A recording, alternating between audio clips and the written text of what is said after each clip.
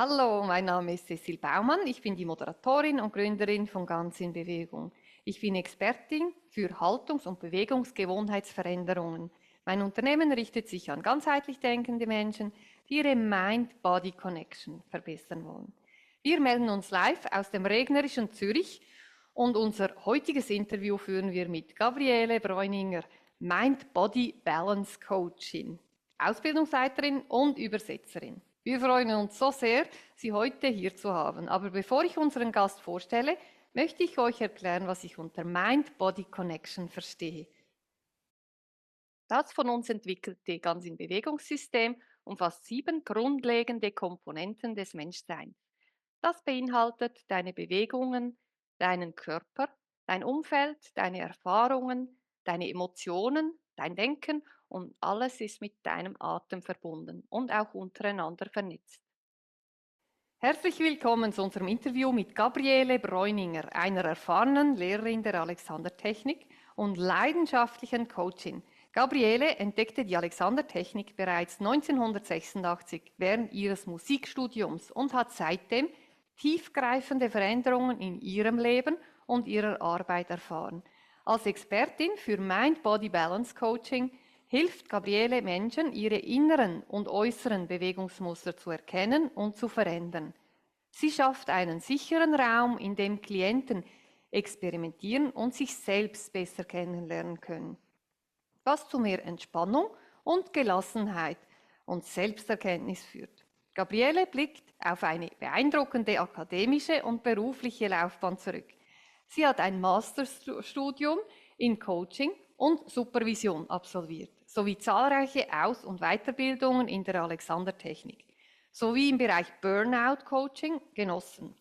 Ihre Qualifikationen spiegeln ihr Engagement wider, sich ständig weiterzubilden und ihre Methoden zu verfeinern. Als Lehrbeauftragte an der FH Frankfurt hat Gabriele auch dazu beigetragen, zukünftige Fachkräfte in ihrem Fachgebiet auszubilden. Ihre Seminare sind bei Unternehmen wie Lufthansa und Frankfurter Sparkasse gefragt, wo sie Workshops zur Verbesserung von Körperhaltung und Stressbewältigung anbietet. Dies zeigt ihre Fähigkeit, theoretisches Wissen praktisch anzuwenden. Neben ihrer beruflichen Tätigkeit engagiert sich Gabriele ehrenamtlich bei den Wirtschaftsjunioren Frankfurt. Hier setzt sie ihre Expertise ein, um anderen in ihrer beruflichen Entwicklung zu helfen und ein Netzwerk von Unterstützung aufzubauen. Ein zentrales Thema in unserem Gespräch wird Gabrieles Übersetzung des Buches 12 Grundlagen integrierter Bewegung mit Alexander-Technik von Penelope Easton sein. Dieses Buch bringt neue Perspektiven und wissenschaftliche Hintergründe in die Praxis der Alexander-Technik. Gabriele wird uns erläutern, welche Bedeutung dieses Werk für die Alexander-Technik-Community hat und wie es den Menschen helfen kann, ihr Leben positiv zu beeinflussen. Wir freuen uns darauf, mehr über Gabrieles Erfahrungen mit der Alexander-Technik zu erfahren und darüber, wie ihr Coaching-Ansatz das Leben ihrer Klienten bereichert. Wenn ihr Fragen an Gabriele Bräuninger habt, zögert nicht, euch direkt an sie zu wenden. Lasst uns nun Gabriele herzlich willkommen heißen. Willkommen, Gabriele. Vielen Dank, dass du heute hier bist. Danke dir, dass ich da sein darf. Ich freue mich sehr, dass wir über dieses Buch sprechen und über die Abenteuer der Übersetzung. Ich mich auch. Gabriele, kannst du uns erzählen, zuerst kurz über dich, was dich an der Alexander-Technik so fasziniert hat, dass du dich entschieden hast, dein Leben dieser Methode zu widmen? Ja, das erzähle ich gerne und ich glaube, ich bin so ein Sonderfall unter den Alexander-Kollegen. Ich bin aus reiner Neugier zur Alexander-Technik gekommen und nicht aus irgendeinem Schmerzempfinden, totale Rückenschmerzen oder Probleme beim Instrumentalspiel oder Nackenprobleme oder ähnliches. Und dieser erste Workshop, der war ganz abenteuerlich. Ich habe nichts verstanden, aber es hat mich auf irgendeine Weise fasziniert, sodass ich dann Stunden für mich selber genommen habe. Und dann habe ich über die Jahre natürlich gemerkt, mit der Ausbildung und allem, ich kann Entscheidungen treffen über mein Wohlbefinden, über mein Stresserleben, über mein Mindset, ohne dass ich einen Ablauf von Schritten gelernt habe, wie in manchen anderen Trainings, den ich einhalten muss, sondern viel mehr aus mir selber raus diese Entscheidungen treffe, weil ich einfach mehr in eine innere Ruhe, in ein inneres Gleichgewicht gekommen bin.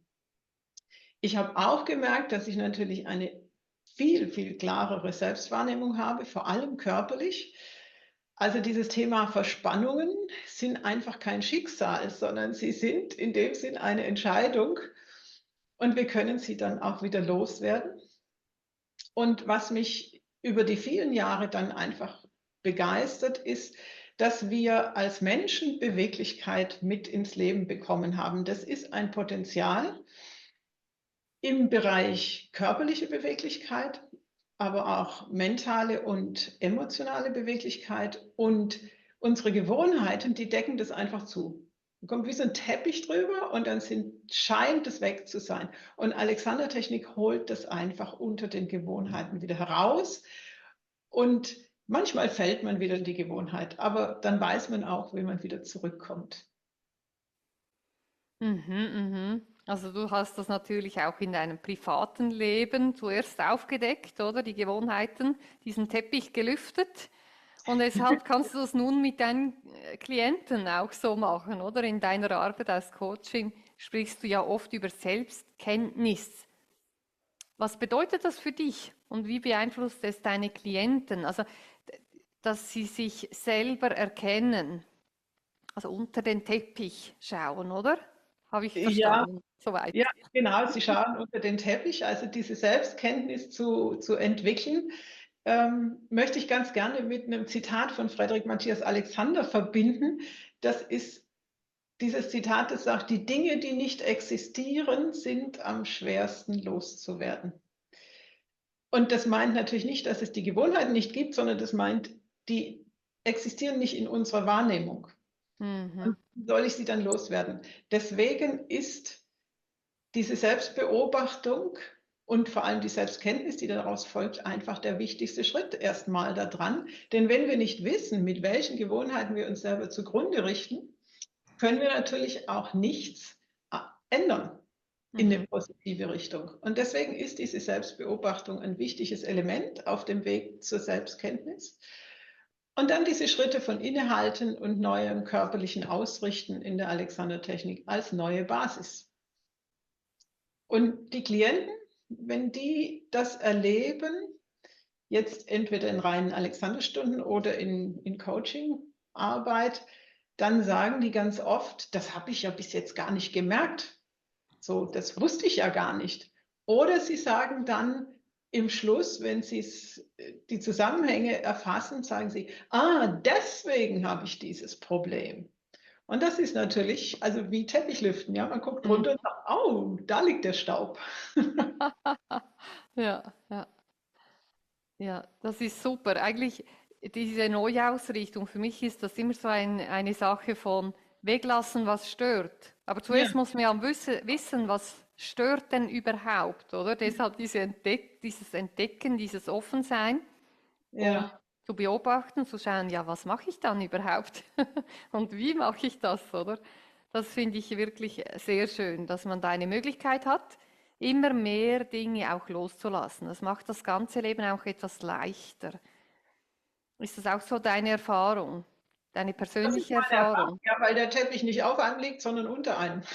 Ah, das ist ein super Bild, ich liebe das. Also Ja. du legst den Teppich darunter, unter deine Klienten und die können dann schön so. Ja, das ist jetzt gerade so entstanden, dieses Bild. Aber es ist ja oft so, dass man das Gefühl hat, man ist unter so einer Glocke von Gewohnheiten, die einen niederdrückt und weiß nicht so richtig, wo man da rauskommen soll. Mhm. Ja, ja, das ist Deswegen haben wir super. die Idee. Und Alexander Arbeit schult uns einfach ganz intensiv, wie wir uns lösen können von diesen Gewohnheiten. Mhm. Was mich noch zu deiner Person sehr interessiert, weil deine Webseite ist ja genial, phänomenal, ich liebe das, so die Klarheit, die Einfachheit, die Wortwahl, also da sieht man deine Übersetzungskünste. Aber was du auch noch anbietest, ist ja dein Self-Ausbildungsprogramm für die Alexander-Technik. Mhm. Wieso hast du das ins Leben gerufen und welche Vision verfolgst du mit dieser Ausbildung? Es wurde ins Leben gerufen, sagen wir so. Es gab zu dem Zeitpunkt dann, als ich angefangen habe, gar keine Ausbildung in Frankfurt. Und ich hatte Schüler, die gesagt haben, hier gibt es keine Ausbildung, kannst du uns nicht ausbilden? Weil Super. einfach die Wege viel zu weit waren. Ich meine, 3 Stunden an einem Tag irgendwo hinzufahren, um eine Ausbildung zu machen, ist nicht umsetzbar und umziehen auch nicht unbedingt. Und deswegen habe ich das angefangen. Und weil ich schon immer Pädagogin war in meinem ersten Leben, ich habe ja Musik studiert und sehr lange Blockflöte und Klavier unterrichtet, war das einfach interessant, war ein interessanter Anreiz, mal in diese Richtung zu denken.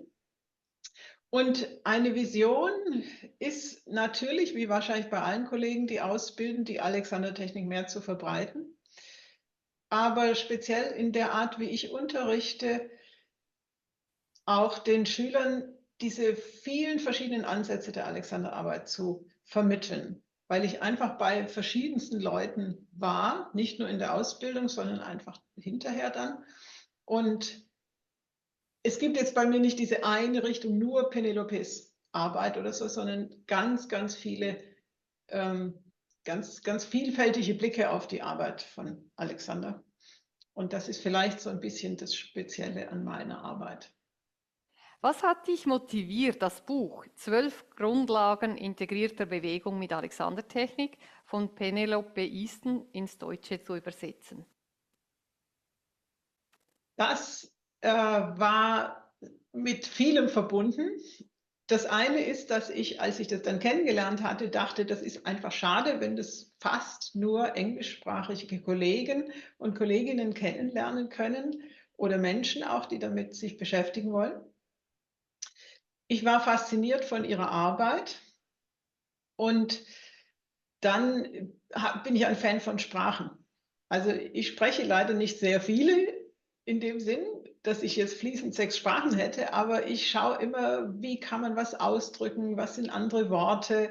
Ähm, so, das mache ich mit Deutsch und Englisch sehr intensiv. Und wenn ich in irgendein Land komme, dann suche ich immer, was sind so die Ähnlichkeiten mit Sprache, mit Deutsch oder mit Englisch oder so.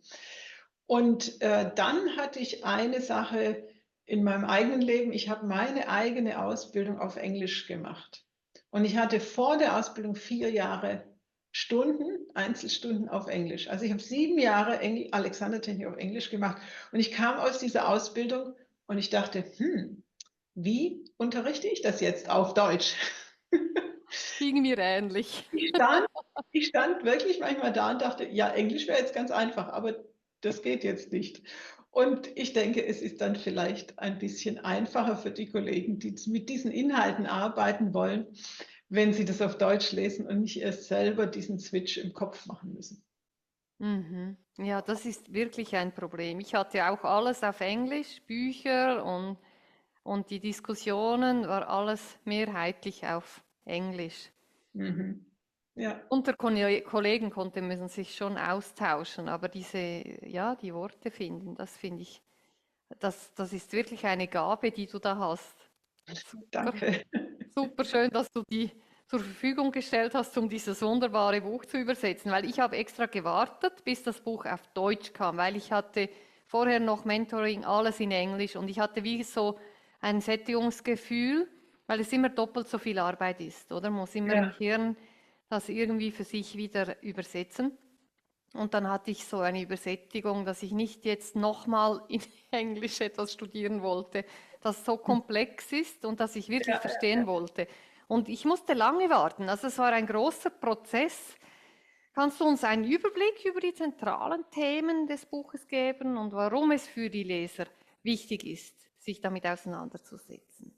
Das kann ich gerne versuchen und ich habe mir ein paar Notizen gemacht, weil eine Eigenheit dieses Übersetzens irgendwie ist, dass ich immer noch nicht weiß, was wo im Buch steht. Das ist ganz seltsam. Alle denken immer, ich kenne das Ding jetzt auswendig, aber ich übersetze ja nicht, ich beschäftige mich ja nicht mit dem Inhalt beim Übersetzen Mhm. tatsächlich, sondern ich beschäftige mich mit den Worten und der Formulierung für den Inhalt. Das ist eine andere Denkebene. Und ja, wie auch immer. Also es ist ein ganz merkwürdiger Prozess. Die Kernthemen, die zentralen Themen sind auf der einen Seite Selbstbeobachtung Mhm. und Selbstorganisation. Wie können wir die Selbstorganisation des Körpers, des Organismus eigentlich ermöglichen? Dann dieses Thema Come to Quiet, das ist auch was, was man nicht so gut übersetzen kann. Dieses innere Ruhig, innere Stillwerden, also die Reaktivität beruhigen, damit wir nicht immer auf alles sofort anspringen. Und dann natürlich dieser Kernbereich Umgang mit dem Körper, Umgang mit dem Geist und dem eigenen Denken. Und wenn wir auf den Aufbau des Buches gucken, dann geht es zum einen um die Struktur. Also was ist mit den Faszien, mit der Faszienkontinuität? Was ist mit der Schwerkraftorientierung? Wie funktionieren die Muskelspiralen? Wie balanciert sich der Körper aus? Wie geht eine dynamische Modulation des Haltungstonus, weil wir nicht starr sind wie so eine Stange und dann immer gerade stehen? Und wie können wir diese Aktionsbereitschaft aufrechterhalten, ohne diese ganzen Dinge zu stören? Das ist der eine Bereich. Der andere Bereich ist, was passiert mit unserer Sensorik? Wie viel kommt da bei uns an? Also externe Wahrnehmung, was kommt durch die Sinne in den Körper rein, aber auch die Propriozeption, was passiert mit den Muskeln, den Gelenken und. Ja, also was ist wo zueinander? Und dann das große Thema Interozeption.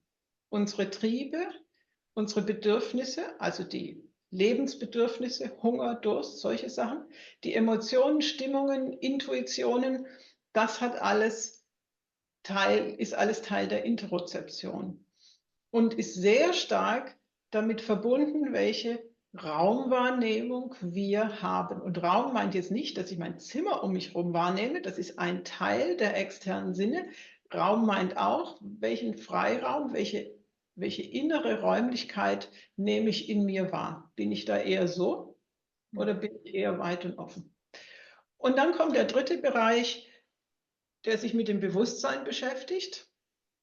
Das ist das Thema, ein ruhiges Nervensystem zu ermöglichen. Das ist dieser Gedanke Mind in the Brain. Das ist, was ich nicht übersetzt habe. Also mit dem Denken im Gehirn bleiben, könnte man direkt übersetzen.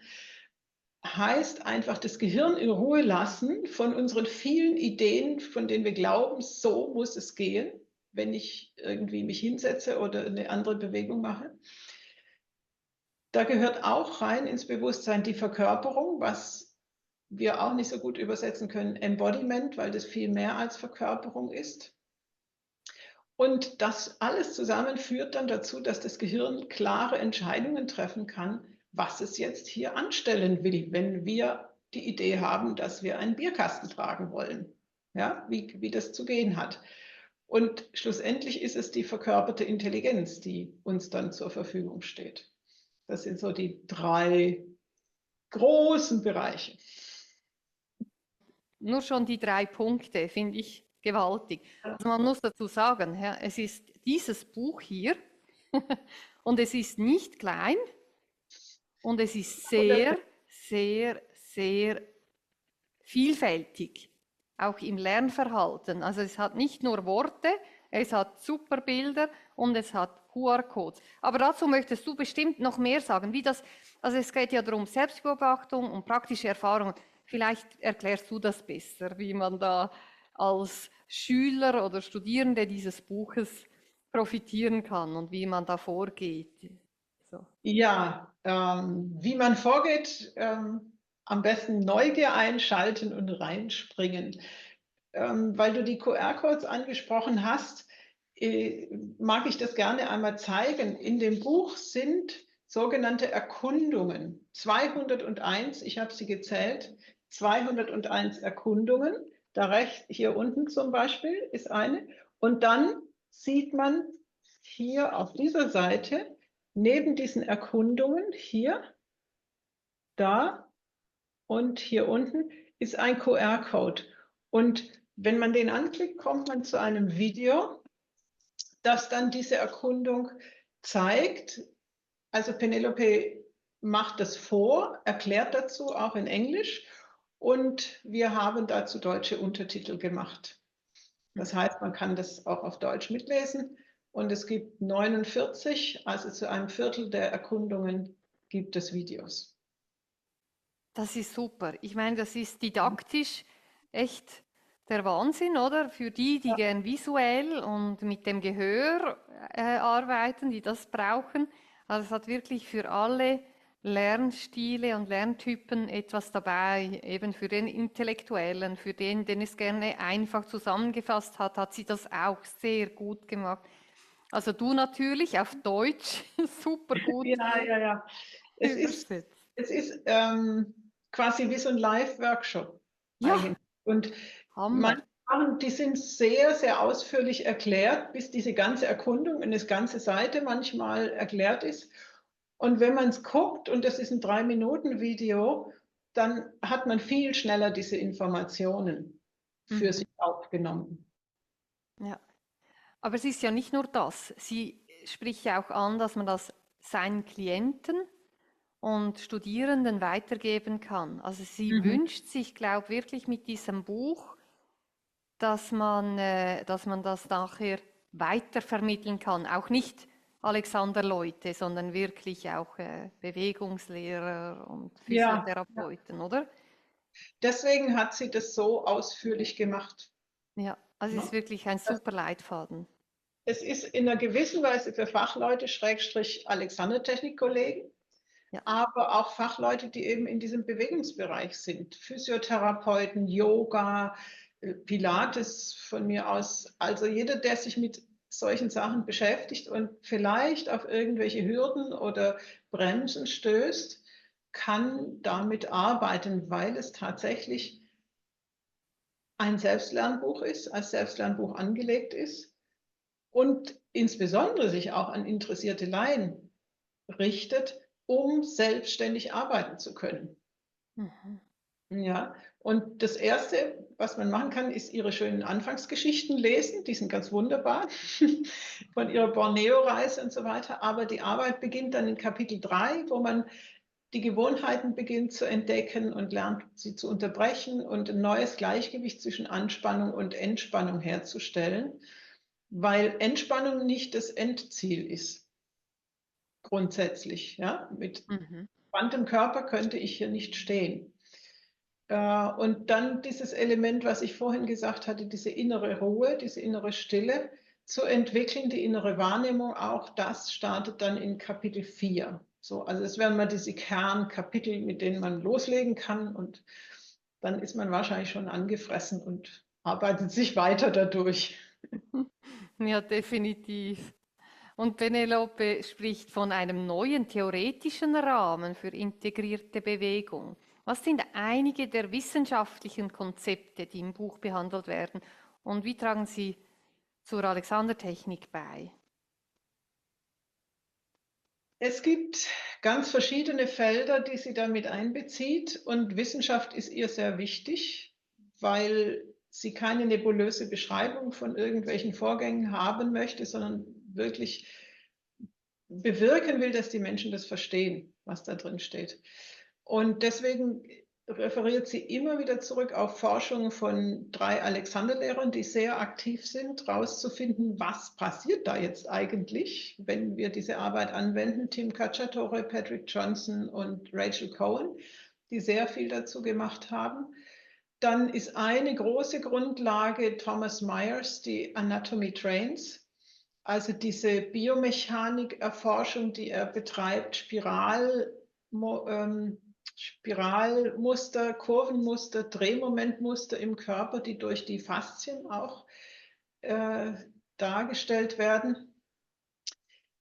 Dann integriert sie etwas von Ian McGilchrist. Das ist ein Mensch, der sich damit beschäftigt hat, wie das Gehirn jetzt mit was umgeht und wie das in die einzelnen Bereiche verteilt ist. Und wir kennen bisher, rechts macht so und links macht anders, ja, rechts kreativ, links logisch, aber inzwischen weiß man ja in der Gehirnwissenschaft, dass das alles bunt verteilt ist eigentlich und eher prozessorientiert arbeitet, als so ganz streng getrennt. Und diese Sachen bezieht sie mit ein.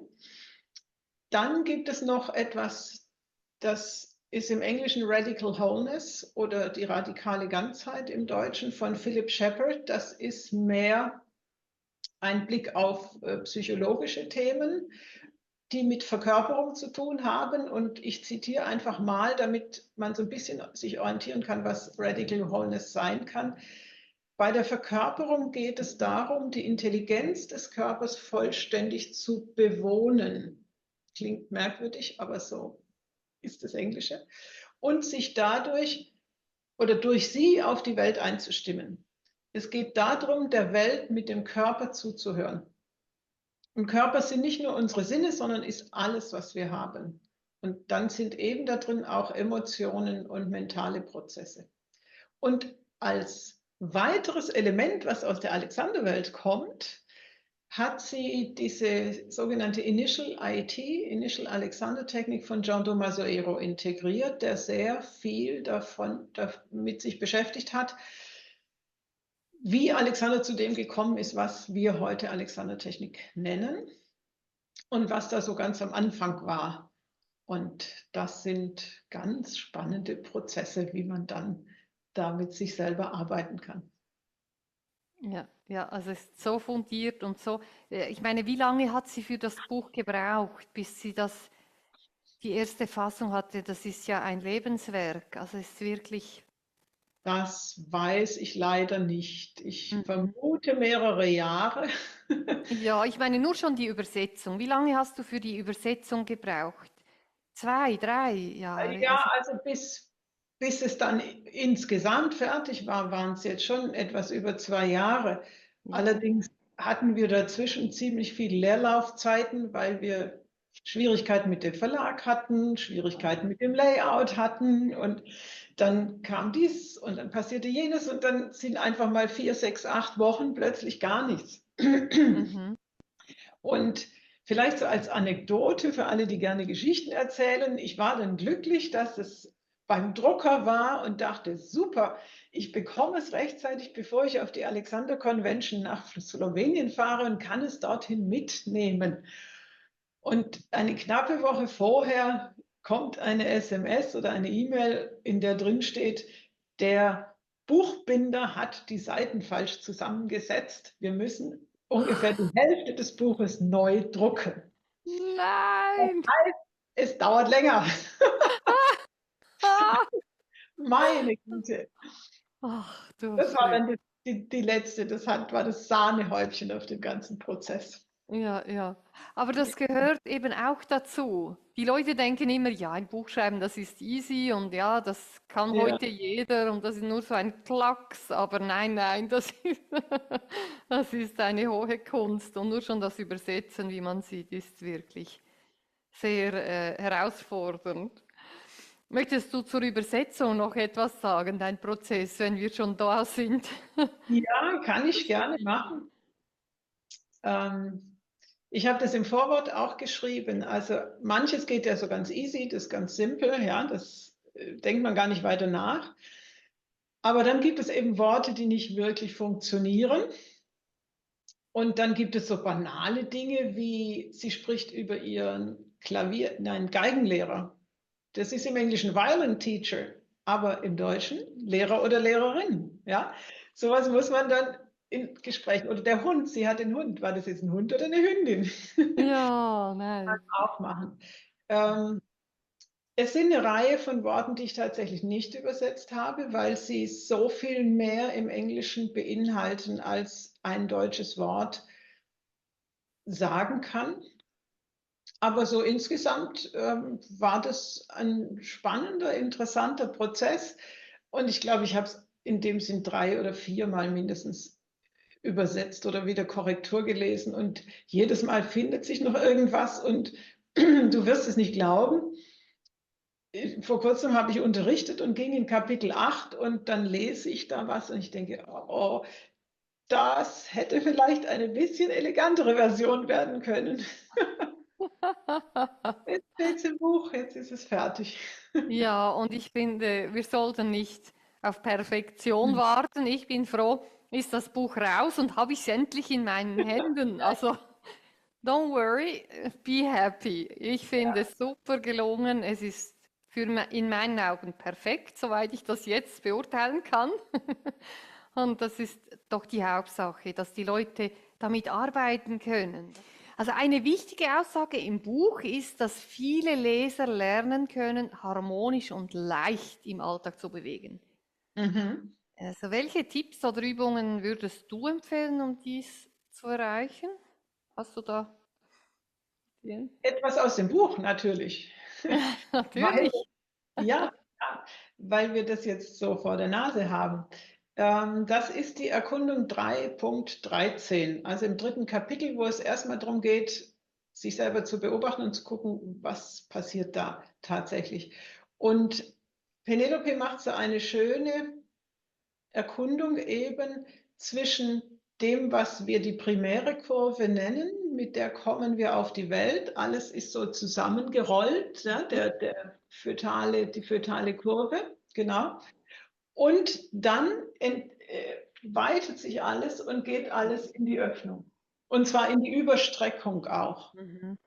Als kleine Kinder, wer kleine Kinder hat, hat es erlebt. So. Und das Spiel, das sie mit uns macht oder diese Entdeckung, die man dabei haben kann, ist, ich stelle mich mal so, ist, dass es zwischen der primären Krümmung und der sekundären Kurve irgendwo dazwischen einen neutralen Bereich gibt, wo sich das auspendelt. Und das ist keine fixe Haltung, sondern so ein Bereich zwischen den beiden. Und den mal so zu erkunden, im Stehen, im Sitzen, das macht das Stehen und das Sitzen sehr, sehr viel leichter. Mhm. Das ist der eine Tipp, den ich habe. Und der andere stammt aus Kapitel 8, 8.3, die Erkundung unseres Vestibularapparates. Das ist unser Gleichgewichtsorgan, ein Teil des Gleichgewichtsorgans im Ohr, das uns mit dem Raum, mit der Raumwahrnehmung verbindet, und zwar von innen nach außen. Das ist ein Sinn, der nicht von außen nach innen geht, wie Augen, Ohren, Schmecken und so weiter, sondern von innen nach außen. Also wir können dann denken, in diese Richtungen nach oben und unten, in beide Richtungen gleichzeitig entfalten wir uns. Das Innenohr gibt uns eine Orientierung nach außen in die Seite-Seite-Richtung und nach vorne und hinten. Das sagt uns das Innenohr und wir können uns mit diesen Gedanken verbinden. Ich werde weit in diese Richtungen und wenn wir alle zusammenschmelzen, werden wir so dreidimensional wie so ein Michelin-Männchen. So schön. Und das Mhm. gibt natürlich Raum und Luft zum Bewegen und deshalb diese Leichtigkeit, hä, und diese Weichheit Und Entspannung, und tatsächlich. Wir ja, kommen runter, Entspannung. Entspannung, ja, weil wir einfach nicht Ja, vorziehen, sondern alles sich öffnet. ja, ja, genau. Der Raum gibt diese Freiheit zurück. Mhm. Im Vorwort erwähnt Penelope Easton, dass ihr Ziel ist, die Alexandertechnik einem breiteren Publikum zugänglich zu machen. Wie siehst du die Zukunft der Alexandertechnik in unserer modernen Gesellschaft? Was für eine Frage. Mit diesem Buch natürlich Ja, kennt ja. jeder Alexander-Technik in 2 Jahren. Wahrscheinlich eher nicht. Wir arbeiten daran. Ja, es ist im Verzeichnis lieferbarer Bücher eingetragen und es steht in der Deutschen Nationalbibliothek in zweifacher Ausfertigung. Aber wie es sich jetzt verbreitet, ist natürlich eine Frage. Alexandertechnik in der Gesellschaft. Da habe ich 3 Gedanken dazu. Der eine stammt von meinem Ausbilder, das war Chris Stevens, der hatte sehr viel Humor und englischen Humor und hat über Menschen gesagt und wie viel sie die Alexander-Technik jetzt annehmen und nutzen. Wenn sie feststellen, dass es Arbeit bedeutet, dann kommen sie nicht mehr. Wie Ja, wahr, wie wahr. das ist eine ziemlich harte Aussage, aber ich glaube, jeder Alexanderlehrer kann sich das vorstellen und hat solche Schüler schon gehabt. Das heißt für uns im Umkehrschluss, der Unterricht muss begeistern für Selbstarbeit, Ja. für Eigenstudium zu Hause immer wieder auszuprobieren und sich damit zu beschäftigen. Was ein schwieriges Feld ist, ist ja, dass Alexanderarbeit sehr viel in Einzelarbeit gemacht wird und weniger in großen Gruppen, wie Yoga. Du kannst eine Yoga-Klasse im Fitnesscenter, kannst du 30 Leute in diesen Raum setzen. Ja? Das kann man auch mit Alexandertechnik machen, aber nicht jeder ist damit bequem und mag das. Ja, also ich bin zum Beispiel kein so wahnsinniger Fan von Gruppenunterrichten. Ich finde es toll, wenn ich da in der Gruppe bin, aber wenn ich es unterrichte, bin ich nicht so spitz darauf, das zu machen. Und von daher ist die Masse der Menschen, die man erreicht, eher ein bisschen eingeschränkt. Dann haben wir ein Thema, das Alexandertechnik heißt. Mhm. Diesen Namen, das interessiert niemand. Nein. Und dass es eine Technik ist, ist auch ein bisschen irreführend, weil es ja eigentlich Prozesse sind. Und ich habe kleine Anekdote aus meinem Berufsleben als Alexanderlehrer. Ich glaube, im zweiten Jahr oder sowas klingelt das Telefon und jemand sagt, haben Sie auch Fleischereimaschinen? Machen Sie das noch? Ich sage, was bitte? Es gibt eine Firma Alexander, die heißt heute Alexander Solia, die macht Fleischereimaschinen. Ja, So gut. so, Ja, bitteschön. ja. Ähm, so, also was wir kommunizieren müssen, ist der Nutzen. Mhm. Und natürlich darf man da dann nicht übertreiben und sagen, wir heilen alles oder wir sind für alles tauglich. Das ist nicht ganz so einfach. Und dann gibt es noch ein Element, was mich und manche anderen, mit denen ich schon gesprochen habe, eher etwas mit Sorgen auf die Zukunft blicken lässt. Das ist, dass andere Methoden und andere Arbeitsfelder Prozesse der Alexander-Technik adaptieren. Und einfach mit reinnehmen und dann stehst du davor und denkst bei dem Video, das kommt doch aus der Alexander-Technik, was der hier macht. Aber es taucht nie auf, dass es Alexander-Technik ist. Mhm. Also wird es verschwinden, denkst du? Das sagen eine Reihe Leute, die sich damit umfassender beschäftigen. Ich tue es ja nicht so sehr viel. Ja, Ja. ja, das wäre ja super schade. Also für mich ist wirklich Technik gar nicht so ein schlechtes Wort, weil ich komme ja vom Tanzen und da Mhm. gibt es die Tanztechnik. Ja, ja, Und das ja. sind so die Basistechnik, die man beherrschen muss. Und dann ist es aber nicht fertig, weil die Kunst besteht ja darin, die Technik für die Bewegung, für den Ausdruck zu nutzen. Und Mhm. deshalb Mhm. stimmt es für mich auch in der Alexandertechnik, es gibt Grundprinzipien. Der Ja. Aufbau des Körpers, der ist immer gleich, der ist gegeben, schon mit individuellen, sagen wir, Messlatten, die Beine, die Länge der Beine, des Ja. Oberkörpers, das ist individuell, aber es ist doch wie eine Struktur, die gegeben ist und auch wie das Denken funktioniert, auch wenn wir da immer besser werden. Aber es ist auch eine Technik, wie man das Denken nutzen kann für sich. Ja, es ist auch, ja, finde Technik gar nicht so schlecht, aber wie du sagst, es interessiert niemand. Es Mhm. interessiert kein Mensch. Die wollen den nutzen und zwar schnell. Und das Ja. ist vielleicht etwas anderes. Wenn man selber daran arbeiten muss, dann geht es nicht schnell, sondern man muss die Zeit investieren, damit man auch einen Output hat. Ja. Ja. Es Ja. ist wirklich ein Selbststudium, würde ich mal Ja. sagen, die sich lohnt. Ja, es lohnt Finde sich ich. sehr, sonst würden wir das beide nicht so lange machen. Ja. Am Ende ist es tatsächlich eher eine Lebenshaltung Mhm. insgesamt und nicht nur Körperhaltung. Ja. Ja, es verändert meine Lebensqualität. Was hoffst du, dass Leser aus deiner Übersetzung des Buches mitnehmen, sowohl für ihr eigenes Wohlbefinden, aber auch für ihre Klienten? Sie sollen einen neuen Blickwinkel mitnehmen auf die Selbstorganisation des menschlichen Systems, weil das wirklich quasi die Überschrift ist, dass viele, viele Sachen, vor allem im Bereich Bewegung, sich selber organisieren in unserem Körper, in unserem System. Und warum es nicht funktioniert, hängt immer nur damit zusammen, dass wir irgendwelche Ideen haben, wie es gehen sollte. Und das arme Gehirn sagt, lass mal lieber bleiben. Ja. Ja. Dann, was Sie mitnehmen sollen, wenn Sie sich damit beschäftigen, dass es einfach so unaufwendig sein kann, sich zu bewegen. Es kann so ohne Anstrengung sein. Auch längeres Stehen oder sowas zum Beispiel. Ja, das geht einfach. Und dann diese Entdeckung, dass innere Ruhe möglich ist, diese innere Stille und dass das keine Zauberei ist. Super schön zusammengefasst, wunderbar. Gibt es noch weitere Projekte oder Initiativen, an denen du momentan arbeitest? Ich habe einen neuen Kurs entwickelt. Das ist ein Projekt, das ich gerade mache, der heißt Stolperfrei. So finden Sie Balance und Sicherheit im Gehen.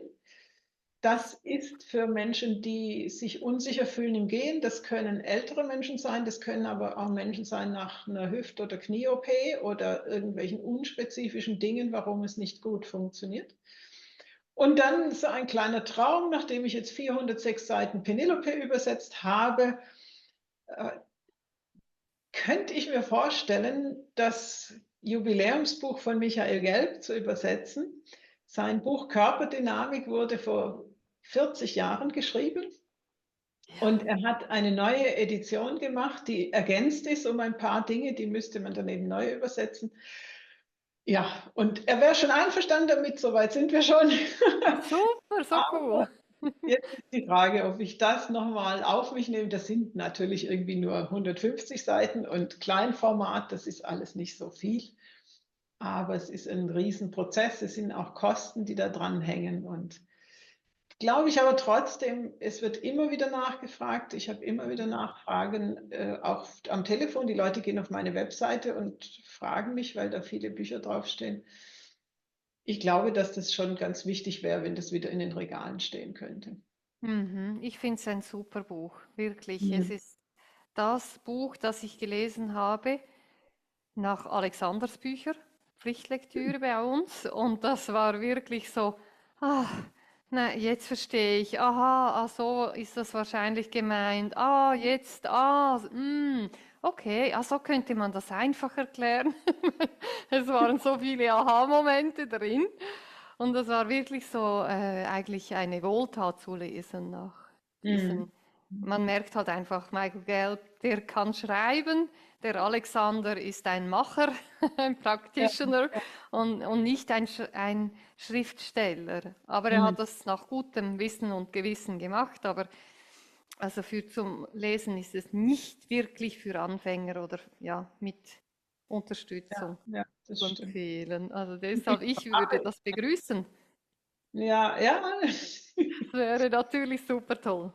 ja, ja. Aber ich verstehe auch, dass du ja auch anderes zu tun hast. Du bist eine viel beschäftigte Businessfrau, Ja, die ich übrigens sehr bewundere. Also wirklich, danke, danke. finde es Nicht so viel, grandios. bitte. Hast du noch etwas, so das Letzte, irgendetwas Abschließendes, was du den Zuhörerinnen und Zuhörern mitgeben möchtest?